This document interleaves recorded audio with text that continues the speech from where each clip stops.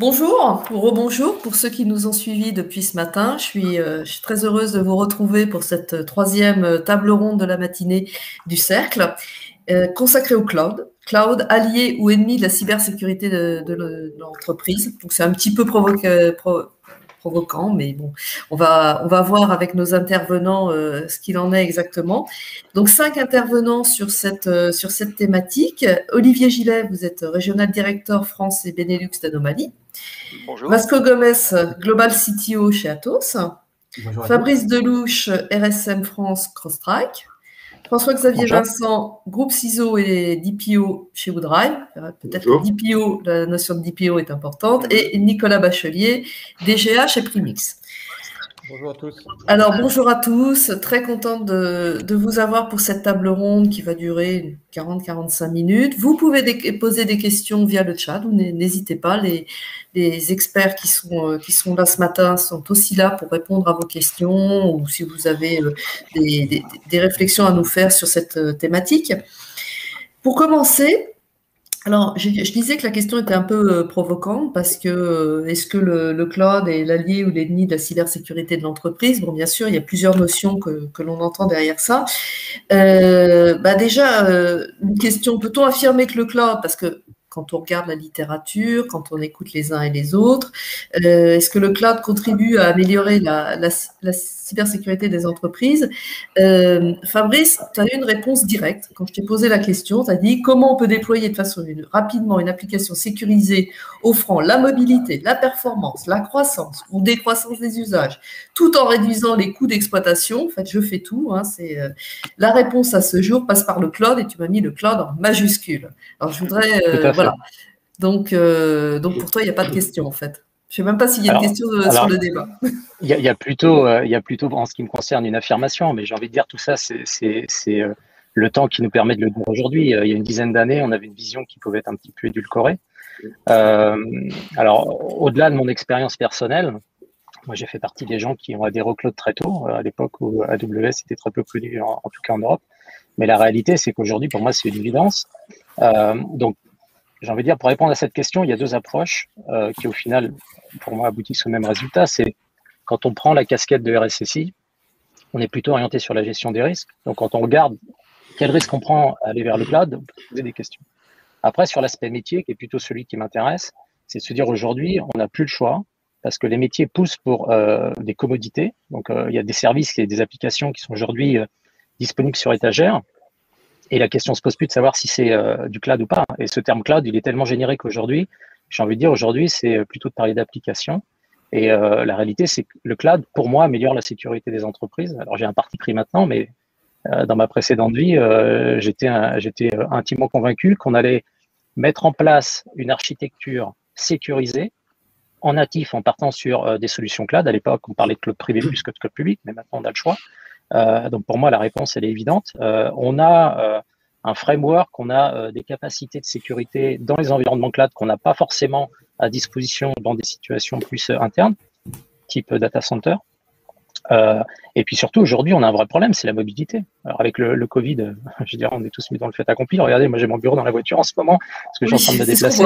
Donc, je suis désolé pour ça, mais ça montre qu'aujourd'hui, on peut travailler n'importe où, mais si on n'avait pas ces technologies-là, on est incapable de le faire. Donc pour moi, c'est utopique de croire qu'on ne peut pas aller dans le cloud. Par contre, il faut le faire de façon granulaire et plutôt le faire d'un point de vue applicatif. Donc moi, je suis pour la sécurité dans le cloud et avec des solutions aujourd'hui qui sont plus que pertinentes. D'accord. Bon, on va avancer justement dans cette réflexion. Vasco, vous êtes dans la même type de réflexion que Fabrice. Bon, le cloud, c'est aussi de l'innovation, et ça, il ne faut pas l'oublier, c'est extrêmement important. C'est aussi, Fabrice a rappelé qu'en ces temps de confinement, demi-confinement, semi-confinement, reconfinement, ça nous a quand même tous bien aidés, quoi. Oui, ça a permis une rapidité, et Fabrice l'évoquait, une rapidité de transformation et d'adaptation qui aurait été compliquée sans ces outils. Et Fabrice pointait un aspect extrêmement intéressant, c'est que le cloud a plusieurs facettes. Alors, je pense qu'il faut se garder de voir le cloud comme juste des machines virtuelles qu'on déploie chez un grand hyperscaler. Le cloud, c'est aussi un état d'esprit, des nouvelles technologies, de nouvelles manières de faire de l'infrastructure, comme l'infrastructure immuable, le déploiement automatisé, l'élasticité des workloads ou l'infra en tant que code. Et ces technologies, on peut les utiliser aussi pour la sécurité, pour mieux penser notre sécurité, pour avoir plus de visibilité et plus d'exhaustivité dans nos contrôles de sécurité. Donc, c'est plutôt que de voir ça comme uniquement comme un obstacle ou comme des nouvelles contraintes, il faut voir aussi les outils que ça peut apporter à une équipe RSSI lorsque c'est bien fait, lorsque c'est bien adopté. Et ensuite, il y a pour les petites et moyennes entreprises, c'est de toute façon aussi une manière d'avoir accès de manière simple, à faible coût humain et financier, à des fonctions de sécurité qui sont déjà natives aussi chez ces fournisseurs, quitte à ajouter des contrôles plus pointus en fonction de l'analyse de risque réalisée. Olivier, je vous voyais hocher de la tête par rapport à ce qui vient d'être oui, dit. ce que disaient Fabrice et Vasco, c'est ce que l'on voit nous. De toute façon, aujourd'hui, c'est nécessaire et c'est obligatoire. Vous avez eu un chiffre qui a été publié cette semaine par le Synergy Research Group. Les infrastructures de services cloud, maintenant, en termes d'investissement, dépassent les data centers. Donc, je dirais que le pli a été fait. Et nous, ce que l'on a vu, c'est qu'en fait, avec, comme le disait Vasco, les différents modes de déploiement d'un projet cloud, SaaS, PaaS, privé, hybride, etc., ça a permis de mettre en place de nouvelles sécurités. On a repensé la sécurité. Avant, c'est vrai qu'on vient tous d'une génération où c'était j'allais dire, le périmétrique, la DMZ, le silo, on se parle pas, etc. Mais aujourd'hui, comme le disait Fabrice, on a la mobilité, on a tout ça qui est arrivé en place. Donc, de nouvelles méthodologies, des nouveaux concepts, on a parlé Mitra-Attack dans la première session, on a parlé de surfaces différentes, et oui, donc la sécurité s'est complètement repensée. Là, actuellement, sur Occlusif, il y a il y a une session qui qui réfléchit sur ces problématiques de déploiement cloud. Et ce n'est pas uniquement les grandes sociétés. Comme le disait Vasco, en effet, le cloud permet à des petites entreprises d'avoir accès à des applications qui, jusqu'à maintenant, ils n'auraient même pas pu penser déployer dans leur environnement. Donc oui, ça contribue à améliorer la sécurité et aussi pour un impact, en France, on le sait tous, la cybersécurité est vue comme un investissement, mais vu comme quelque chose que les entreprises ont du mal à cerner. Et là, c'est comme le spam il y a 20 ans, tout le monde est au courant du ransomware qui part dans la presse, des blocages de grandes entreprises, bref, ces sujets sont sur la table et lorsque les directions vont voir leur informatique, elles comprennent que oui, il faut mettre de l'argent sur la table et aussi repenser un petit peu la sécurité dans l'entreprise. Merci. Alors Nicolas, et là on va commencer à avancer dans la réflexion avec vous et ensuite avec François-Xavier. Vous dites oui, ça améliore la sécurité des entreprises sur certains aspects. Moi, je me souviens certains RSSI qui m'avaient dit de toute façon, je ne pourrais jamais dépenser en sécurité ce que dépensent les grands faiseurs de cloud dans le monde, hein, parce qu'en fait, eux-mêmes investissent énormément. Mais ça amplifie certains risques. Et là, on en vient. Donc, je disais, ça va aussi nous occuper sur une partie de la discussion sur les risques liés à la souveraineté, à la confiance, à la confidentialité, à la maîtrise des données sensibles. Alors attention, ne nous emballons pas. Donc, il faut bien mettre les deux aspects quand même sur la table. Alors, oui, à nos yeux, c'est évident. D'abord que le cloud est une évidence, ça, je pense que tout le monde est d'accord là-dessus. Que ça apporte effectivement des niveaux de sécurité qu'on ne pouvait pas avoir au niveau d'une petite entreprise quand on va acheter ses services auprès de tiers qui sont des grosses structures qui sont capables de mutualiser des coûts, c'est aussi une évidence.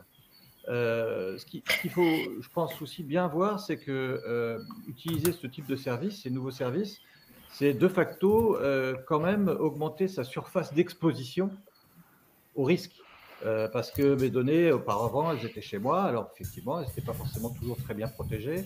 j'avais plutôt, les entreprises avaient beaucoup des réflexions autour de la protection dite périmétrique. Bon, la protection périmétrique, c'est bien, mais ça a ses limites.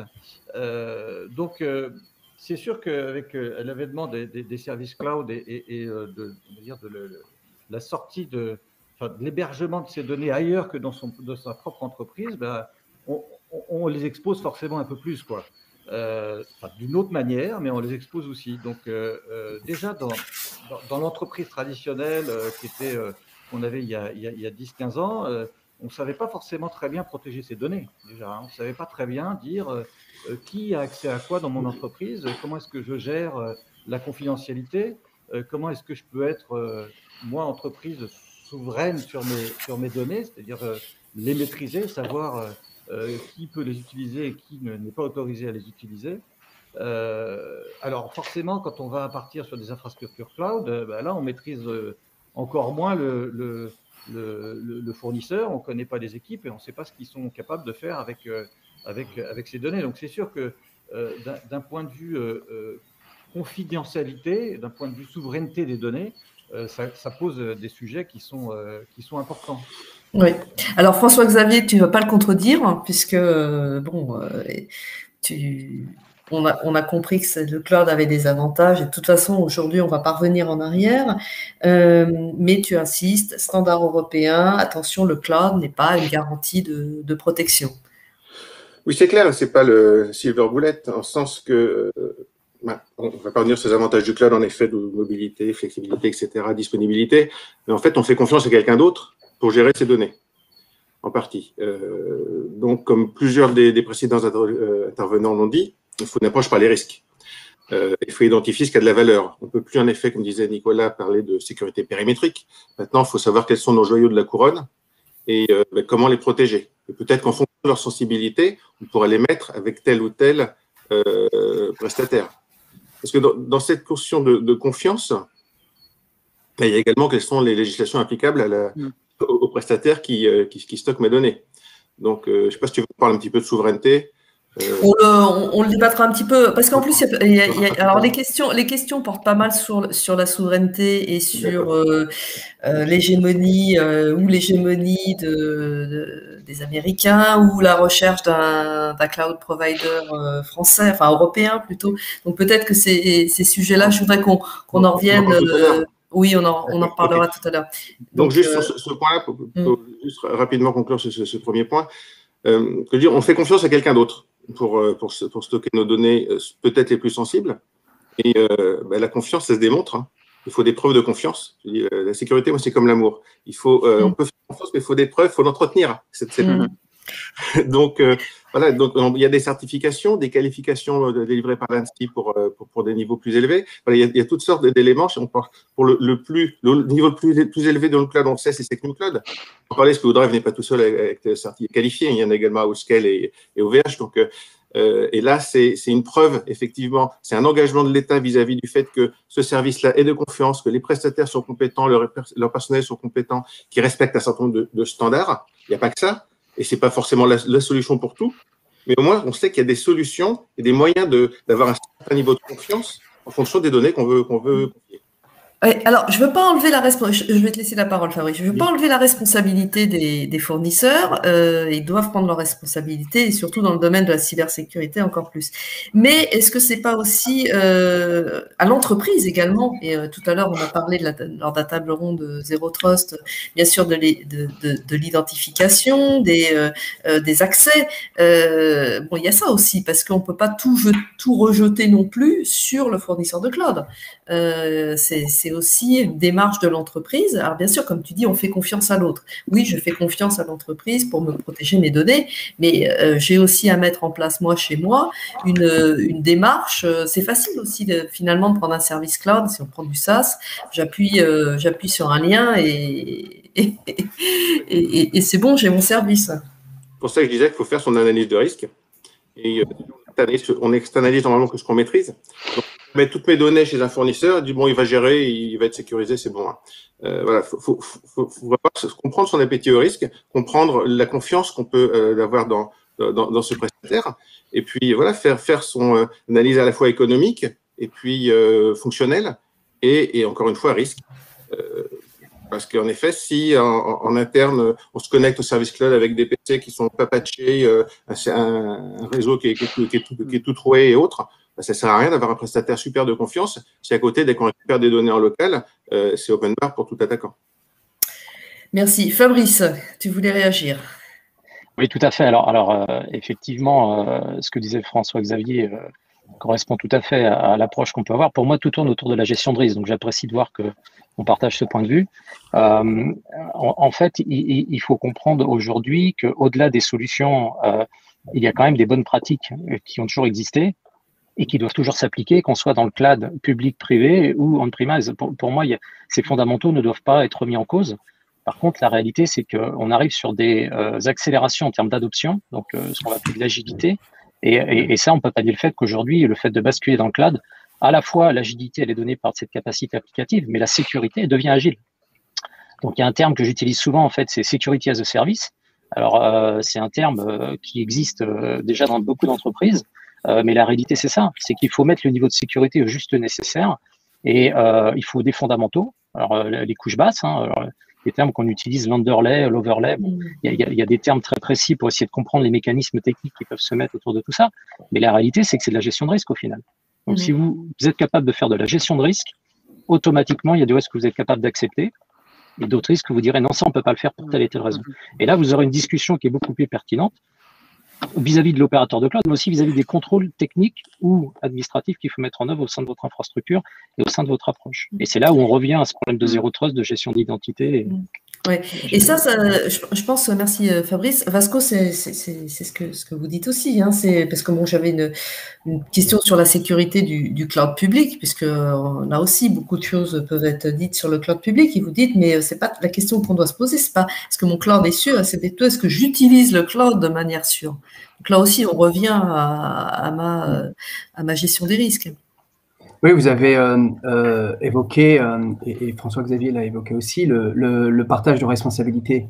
En fait, lorsqu'on utilise un cloud provider, il y a deux aspects. Il faut se concentrer. Alors, le cloud provider est responsable de la sécurité de son cloud, de ce qu'il propose.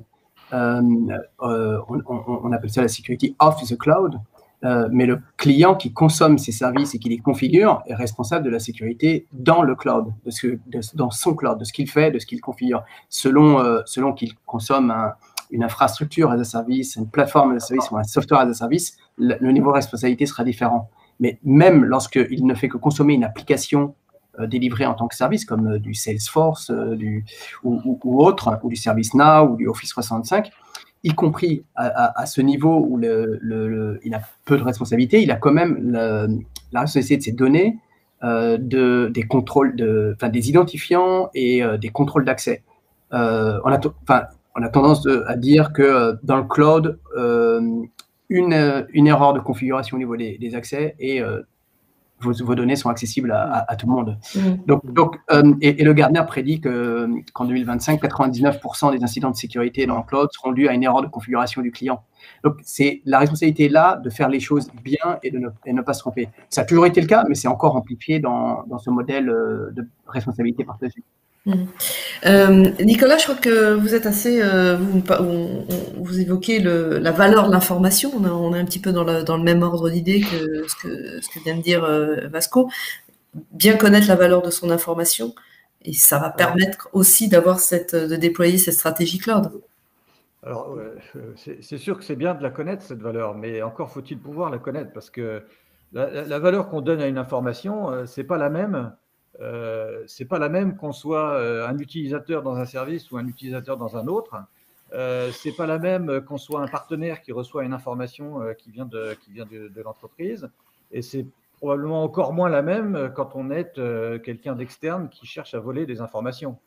Bon, la classification d'informations sur une chose, c'est des sujets qui sont utiles évidemment, mais qui sont pas toujours évidents. Donc, nous, ce qu'on voit bien, ce qu'on pousse beaucoup, c'est à prendre en considération la sensibilité de la donnée, en fait, peu importe où elle se trouve. Donc, en fait, on se rend bien compte que le sujet de sécurité, de confidentialité des données. Sa genèse, elle est depuis la création des informations, et ensuite, elle doit être accompagnée partout où ces données seront déployées. Donc, le cloud, c'est évidemment, il faut prendre en compte cette configuration. Mais c'est vrai que ce sujet de la sensibilité de l'information, c'est pas parce qu'elle va être sur le cloud qu'elle sera sensible. Donc, elle doit vraiment être prise en amont et elle doit pouvoir être traitée de façon globale. Voilà, c'est comme ça que nous, on conçoit les choses chez Primus. Olivier, oui, allez-y. Oui, juste pour continuer sur le même, on ne sait pas quelle est la valeur d'une information, si elle est plus importante chez moi ou pour l'autre. Il y a aussi avant on a parlé de sécurité périmétrique, on est passé à d'autres modes. Il y a des modèles de modélisation. On a parlé de Mitratak ce matin. Vous avez toutes les notions de cyber-renseignement, threat intelligence, le partage d'informations. C'est aussi un des sujets on se regroupe, on partage les informations. C'est très important. C'est quelque chose qui n'existait pas il y a des années, hein. On discutait entre nous dans certains clubs, mais ça s'arrêtait là. Alors qu'aujourd'hui, nous, on le voit, on a des entreprises qui utilisent nos plateformes pour partager des informations des secteurs verticaux, intra-pays, entre pays, etc., etc. Donc, le partage est important, et c'est surtout qu'on arrive à avoir comme ça une meilleure connaissance. Ce que font souvent les entreprises, c'est elles demandent, est-ce que mon information critique est-elle disponible sur le dark web? On a souvent cette question. Personne ne peut répondre, sauf simplement si vous faites l'accumulation de différents flux d'informations pour savoir si en effet on va trouver cette information. Mais après, vous avez raison, est-ce qu'elle vaut quelque chose? Est-ce qu'on va l'utiliser? Donc, il y a des nouvelles, ça fait partie de la mise en place d'une solution cloud.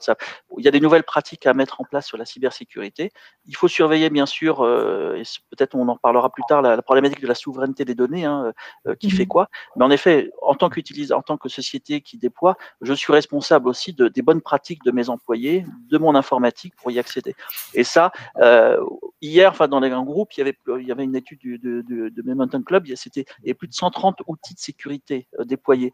Vous imaginez bien que 130 outils, ça peut être autant de failles, autant de pratiques, autant de mauvaises configurations. Donc, avoir maintenant des vues globales qui permettent à des équipes SOC ou des équipes, j'allais dire, d'analyse des risques, d'avoir un scoring, c'est-à-dire de mettre, voilà, ça c'est important, mais peut-être que, on l'a vu chez mes compétiteurs qui m'en ont parlé, alors que ça c'est peu important, mais ça peut être important pour moi. Vous voyez, mettre en place une réflexion autour de l'intelligence des cyberattaques, ça permet aussi d'avoir une meilleure visibilité et de réagir. C'est-à-dire que ce qui est stratégique pour moi n'est peut-être pas pour mon voisin. Par contre, ça peut être utilisé comme une faille dans mon infrastructure. J'ai l'impression quand même que le maître mot de cette année sera la coopération, parce que c'est quand même François-Xavier et Fabrice après.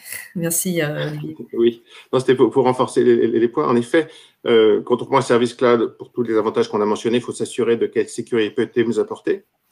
Donc, mais il faut aussi s'assurer qu'on l'utilise comme il faut. Je prends l'exemple, que ce soit OneDrive ou Gmail ou d'autres qui offrent des services de SaaS, mais pour lesquels on peut avoir soit du simple mot de passe, soit du MFA. Moi, je sais beaucoup de clients n'activent pas le MFA parce que c'est plus simple d'avoir juste un mot de passe. Donc, des solutions de sécurité, mais que les gens ne les utilisent pas. Voilà, peut-être que c'est pas gênant en fonction de leur analyse de risque. Il faut être sûr justement qu'on a cette bonne analyse. Pour revenir sur le point de threat intelligence, je pense qu'en effet, un service de SOC, d'avoir un CIEM qui surveille ces données les plus sensibles, ça me paraît aussi indispensable. Parce que autant voir s'il y a une fuite avant qu'il se trouve sur le dark web. Avoir la bonne veille, avoir des oreilles ouvertes sur ce qui se passe, être capable d'identifier très rapidement tous les zéro day, les vulnérabilités qui sortent et les patcher aussi rapidement, parce que sinon on laisse des portes ouvertes pour des attaquants. C'est important. Donc cette qualité de service, cette confiance qu'on doit, je pense, demander aux fournisseurs cloud afin justement de maintenir le niveau de sécurité auquel on peut espérer avoir souscrit. Merci. Fabrice, tu voulais ajouter quelque chose? Oui, alors je sais qu'il y a d'autres questions potentielles, mais on ouvre une discussion où il y a pas mal de sujets qui ressortent. Donc là, j'ai entendu parler de threat intelligence. Donc c'est vrai que ce sont des thèmes qui sont relativement avancés aujourd'hui. La réalité, c'est qu'à un moment donné, il faut être capable de prendre des décisions. Quand vous regardez très rapidement, et j'entendais parler du framework MITRE, qui est un référentiel qui fait ses preuves, la réalité aujourd'hui, c'est quel type de menace on doit traiter, que ce soit dans le cloud ou pas. Aujourd'hui, les profils que l'on voit passer, et je vous incite à regarder les rapports que l'on sort tous les ans, mais il y a quand même des fondamentaux. C'est aujourd'hui, il faut être capable de réagir en quelques minutes. Donc, il y a des cycles de décision de la veille technologique, il y a des choses à faire. On va dire ça, encore une fois, c'est des bonnes pratiques, mais c'est pas ce qui va vous permettre d'être opérationnel et de réagir à une cyberattaque comme on les voit depuis quelques années. Donc, la réalité, et c'est là où je voulais en venir, aujourd'hui, il y a quelque chose qui est fondamental dans l'approche et qui a complètement accéléré la capacité de réponse qu'on appelle le threat hunting.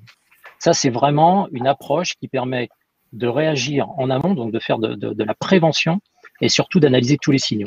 Alors, j'insiste là-dessus parce que peut-être que dans l'audience, il y a des gens qui n'ont pas forcément, qui vont pas partager mon point de vue, mais encore une fois, c'est intéressant d'avoir des questions. La réalité, c'est que toutes les attaques passent toujours par un signal faible, par un événement qui n'a pas été traité. Et quand on est capable de prendre ça, et Dieu sait qu'aujourd'hui, c'est entre autres notre fil rouge, hein, mais quand vous êtes capable de détecter ça en temps réel, je peux vous assurer que vous avez le temps de réagir et vous avez le temps de monter en puissance sur votre réponse à l'incident. Le problème, c'est qu'on a un contexte qui est très, très agile pour certaines entreprises et moins pour d'autres. Oui. Alors, je voudrais, parce que le débat est passionnant et je pense que là, on pourrait le continuer encore longtemps. Juste peut-être revenir, on a quelques questions qui nous sont posées par les auditeurs, donc je vais vous les donner. Quid du cloud dans l'appréhension de la sécurité en environnement industriel? Est-ce que il y a une différence pour les environnements industriels? Donc, Fabrice, je te redonne la parole. Et ensuite, Olivier. Ouais, je vais être bref parce que le temps est compté. Mais alors, je serais ravi d'échanger en dehors de cette discussion. Moi, je suis un industriel, je viens de l'industrie et j'ai été exposé à des problématiques bien avant que le cloud existe. Donc, la réalité, c'est qu'aujourd'hui, la force du cloud, c'est d'apporter les mêmes contrôles, les mêmes techniques, les mêmes solutions, si je puis dire, avec des process transverses. Donc, vous pouvez protéger aujourd'hui un système OT-IoT avec les mêmes méthodologies que vous appliquez dans votre système informatique pour vos serveurs et pour vos utilisateurs. Donc oui, on sait faire et on le fait de mieux en mieux avec les techniques qui sont accessibles dans le cloud. Et on revient, alors le sujet d'avant, le zéro trust, mais là, on est vraiment dans le zéro trust quand on est dans l'industriel. Donc oui, il y a des éléments de réponse et je serais ravi d'échanger si toutefois il y a des personnes qui s'intéressent. Ok. Olivier. Non, en fait, Fabrice a raison. On parlait sur les premiers réseaux, on parlait d'une norme SCADA par exemple qui avait été établie sur les réseaux industriels qui étaient souvent à l'époque des réseaux à plat. Aujourd'hui, ensuite, on a parlé de micro-segmentation, mettre des firewalls en fait pour je résume, micro-segmenter. Aujourd'hui, oui, comme dit Fabrice, on a des concepts d'usines complètement automatisées, IoT, qui sont préprogrammés par des opérateurs, des fournisseurs qui à distance programment les chaînes de production. Donc oui, il y a même on parlait de Trace Intelligence, vous avez même des sociétés spécialisées dans vous fournir des flux d'informations concernant justement des failles potentielles ou ce qui est peut-être arrivé sur d'autres environnements IoT. Donc oui, il y a des réponses et on n'est pas obligé d'être en air-gap ou en promise, c'est-à-dire air-gap, c'est-à-dire pour ceux qui ne connaissent pas, c'est-à-dire complètement séparé d'Internet. Vous pouvez avoir des usines complètement connectées et qui seront protégées comme un environnement de back-office dans une entreprise. D'accord. Alors, avant de venir au sujet, parce que je sais qu'il y a beaucoup de questions et qu'on va le traiter de la souveraineté, j'ai une question pour Vasco sur quelques clés pour réussir sa stratégie cloud. Et vous m'avez dit, il ne faut jamais sous-estimer la préparation.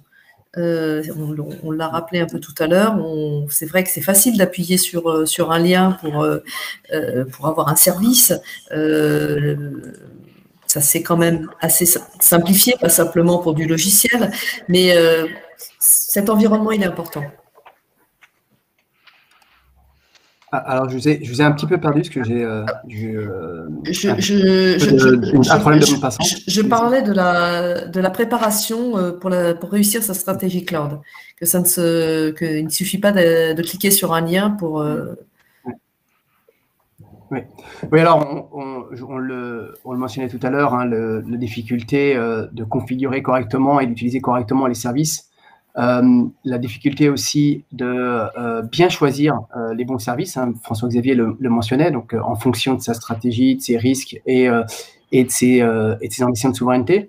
Je ne sais plus qui mentionnait aussi la difficulté de déterminer la valeur d'une information. Tout cela sont autant de challenges qui sont nécessaires pour bien réussir sa sécurité dans son cloud, donc bien réussir sa transformation digitale et sa migration vers le cloud.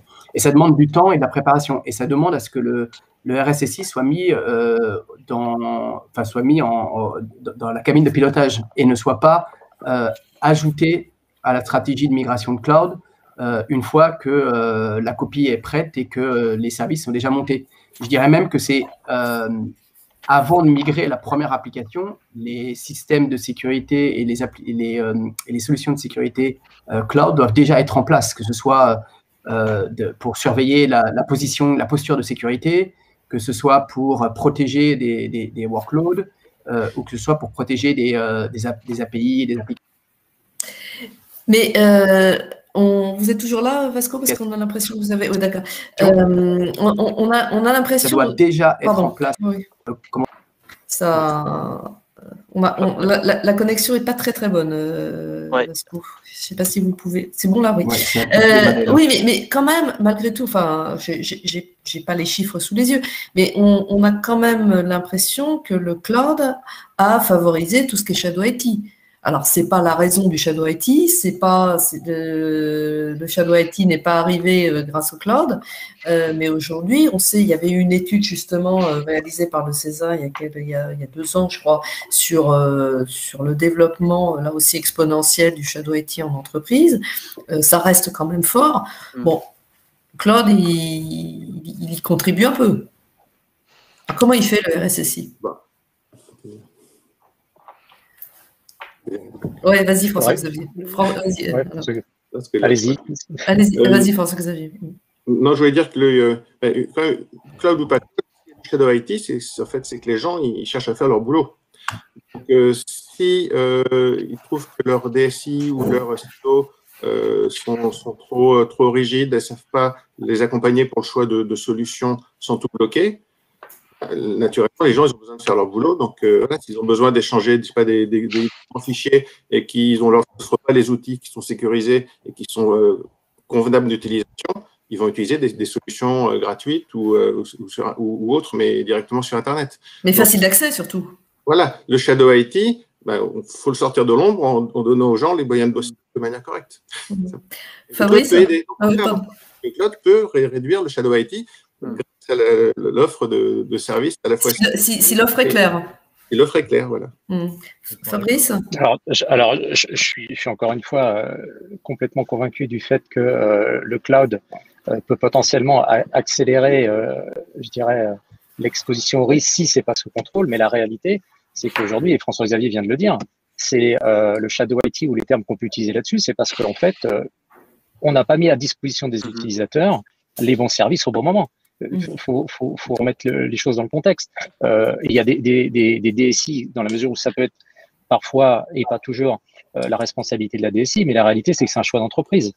On doit donner le pouvoir, entre guillemets, à ceux qui ont la capacité de mettre sous contrôle des applications.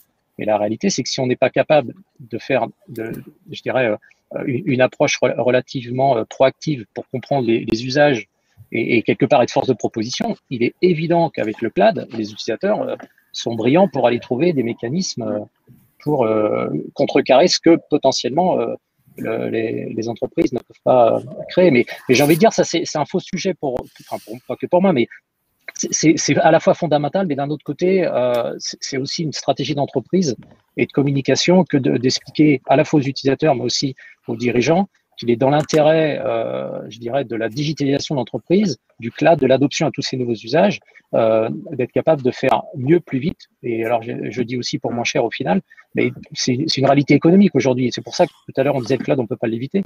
C'est qu'économiquement parlant, on n'a pas trouvé mieux. Vasco, puisqu'on vous a récupéré. Oui, merci. Et pour renforcer ce que dit Fabrice, je trouve que le Shadow IT, alors le Shadow IT pose des risques, mais c'est aussi une opportunité pour la sécurité. Parce que ce que je constate en général, c'est que les métiers adoptent des solutions parce qu'ils ne trouvent pas les outils dans leur IT. Par contre, ils ont toujours en général, ils ont toujours cette inquiétude sur les risques pour leurs données et sur leur sécurité. Et un RSSI qui sait se positionner en face des métiers et à savoir les accompagner, c'est une opportunité pour lui de leur dire j'y vais avec vous et de gagner de la visibilité sur ce qui se fait. Donc, lorsque c'est motivé, j'ai vu cette transformation dans certaines entreprises où le RSSI se transformait en aide à l'analyse de risque vers les équipes métiers et vers les équipes applicatives. Et c'est toute sa valeur ajoutée, si je puis dire, justement. Oui. 2 secondes, c'est son rôle, pour moi, c'est son rôle premier, mais je suis d'accord que tout le monde n'a pas forcément cette mission. D'accord. Alors, comme il nous reste pas énormément de temps, on va quand même. Le dernier gros morceau, c'est la souveraineté, parce que la souveraineté des données, ça fait partie aussi de ce cloud dans le risque. Je voudrais entendre Nicolas sur ce sujet. Après, François-Xavier, je te laisse la parole, c'est promis. Ouais, je crois qu'on est assez complémentaires. Primix, nous, Primix, on est un peu tombé dedans il y a longtemps, en naissant, il y a plus de 15 ans dans la souveraineté, parce que, bon, alors c'était souvent à l'époque un sujet qui était de l'apanage des États. On disait, oui, voilà, la souveraineté, c'est comment je protège les données sensibles de mon pays, de mon ministère contre l'espionnage, etc. Même s'il y avait historiquement quand même certaines grandes entreprises qui étaient aussi sensibilisées à ces sujets-là, les entreprises, les industries, le monde de la défense, etc. Bon, aujourd'hui, ce sujet de la souveraineté a jamais été complètement réglé d'ailleurs. Et maintenant qu'on parle du cloud, ça déporte ce sujet aussi sur ces environnements-là. Savoir, alors il y a plusieurs piliers dans la souveraineté. Il y a effectivement le sujet de pouvoir conserver la capacité à exploiter ces données qu'on va héberger ailleurs. Mais il y a aussi un sujet qui est prégnant, qui est celui de la capacité à maîtriser ce pétrole, cet or numérique que représente nos données, les données des entreprises, et donc s'assurer que où qu'elle soit, finalement, n'importe où, qu'elle soit en train de se balader à travers des emails, ou qu'elle soit hébergée dans Office 365, ou qu'elle soit chez un fournisseur de cloud de confiance aussi, de toute façon, l'entreprise a besoin de pouvoir s'assurer qu'elle ne va pas perdre la valeur de ces informations. Et une façon de la perdre, c'est de ne pas maîtriser qui y a accès. Donc, il faut savoir maîtriser la confidentialité sur ces données, peu importe où elles se trouvent, en fait.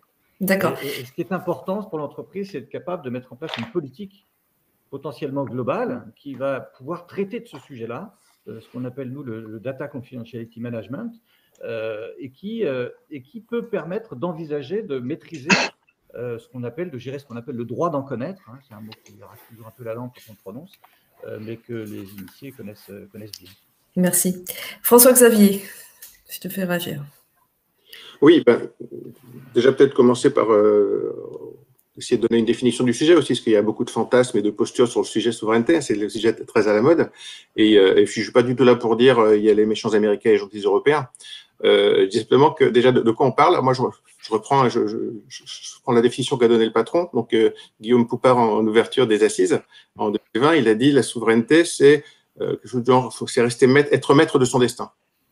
Être maître de son destin, ça veut dire qu'en Europe, c'est la législation européenne qui doit s'appliquer prioritairement. Ça ne veut pas dire se fermer aux partenaires non européens. C'est pas du protectionnisme qui bloque, qui empêche les autres de rentrer. C'est juste pour la donnée sensible, au moins, assurer que les législations principalement applicables sont les données, sont les législations européennes. Je vais remettre un instant ma casquette d'IPO pour rappeler la validation du Privacy Shield l'été dernier. Privacy Shield, c'était, pour ceux qui ne connaissent pas, mais je pense qu'ils ne sont pas nombreux, c'est une sorte d'accord d'équivalence avec le RGPD qui garantissait un traitement respectueux des données des citoyens européens, des données personnelles. Et bien, la Cour de justice européenne a jugé que justement les droits des citoyens européens ne sont pas protégés de manière adéquate aux États-Unis. C'est parce qu'il n'y a pas vraiment de recours possible matériellement, mais s'il y a des citoyens européens. Donc voilà, ça montre juste qu'il faut être, je crois, très lucide. Encore une fois, c'est l'analyse de risque. Lorsqu'on fait appel à un prestataire ou un fournisseur qui est soumis à une législation qui n'est pas la législation européenne. Alors, ce pas fait l'appel à eux. Des fois, d'ailleurs, de toute façon, il n'y a pas d'alternative. C'est quoi l'alternative à Office? C'est peut-être Google Doc, mais voilà, il n'y a pas beaucoup d'alternatives européennes. Mais voilà, il faut y aller en étant conscient des risques, simplement, les yeux ouverts et de l'acceptabilité dans son cas particulier, pour soi, mais aussi pour ses clients. Donc, c'est se poser la question simplement, est-ce que c'est acceptable si, d'une manière ou d'une autre, les informations que je confie à un fournisseur ou à un partenaire se retrouvent entre les mains de leurs services et de mes concurrents? Merci. proximité des. Voilà. Alors, il y a 2-3 questions qui sont sur la régulation. Et justement, Olivier, je vais vous faire intervenir parce que vous dites, bon, les États sont des champions pour créer des règles et normes. Il faut que les entreprises et les fournisseurs gèrent ensemble et répondent aux questions à la souveraineté des données et des déploiements.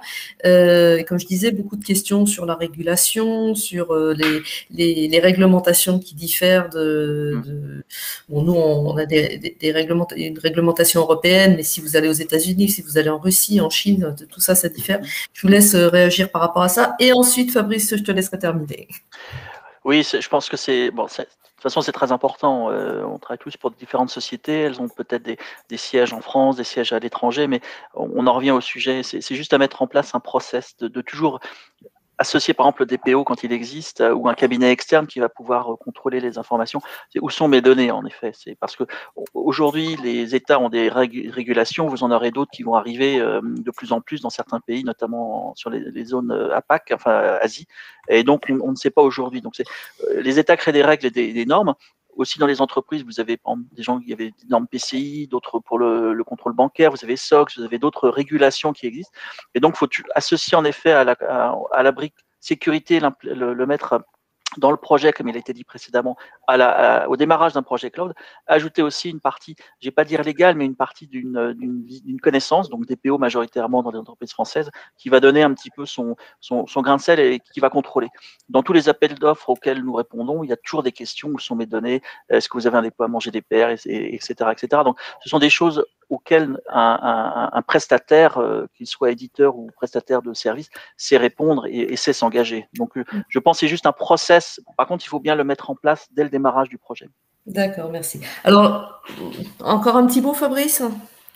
Si tu non, es mais court, je vais essayer d'être court, mais là, ce que j'entends a non seulement du sens, mais il faut savoir qu'aujourd'hui, c'est une réalité économique et on a des réponses. Alors, effectivement, on est toujours sollicité pour assurer des clients, mais au-delà du fait que nous sommes une société américaine, la réalité, c'est que on a été parmi les premiers à proposer des livrables pour montrer notre compliance avec la RGPD, mais pas que, pour montrer que tout ce qui est gestion des données, essayer de démontrer où sont les données et rassurer également les personnes avec qui on échange pour leur montrer à quel point on a une maturité. Alors, de façon générale, hein, je peux généraliser, mais il y a des éléments de réponse qui doivent être exigés dans tous les appels d'offres. Ça me paraît comme étant une évidence.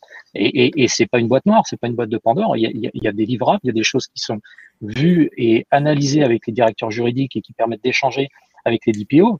Et ça, c'est la vraie vie. Donc, il ne faut pas dissocier la notion de souveraineté de la notion d'efficacité. Par contre, il y a un point, et je vais en terminer là, qui est absolument fondamental, c'est à quelle rapidité on est capable de gérer le risque.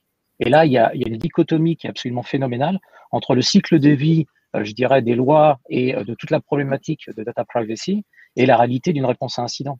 Donc, dites-vous bien que tout ça, ça ne fonctionne pas à la même vitesse. Par contre, il y a des bonnes pratiques qui sont en mesure de s'appliquer dès aujourd'hui. Et côté client, vous êtes tout à fait en droit d'exiger des éléments de réponse à vos questions pour être rassuré, si toutefois vous avez besoin d'être rassuré sur où sont vos données et comment elles sont traitées. Ouais. Et comme le dit François-Xavier pour conclure, l'efficacité et la confiance peuvent faire aussi bon ménage. Donc, de toute façon, là, je crois qu'on a ouvert un sujet de débat pour une autre table ronde.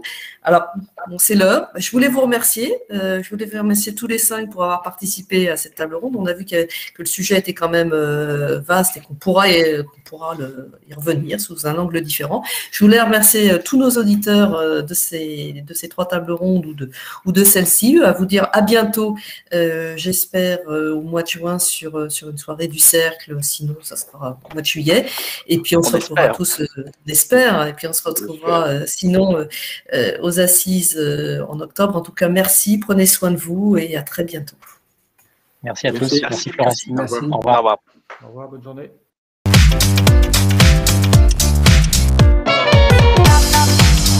Thank you.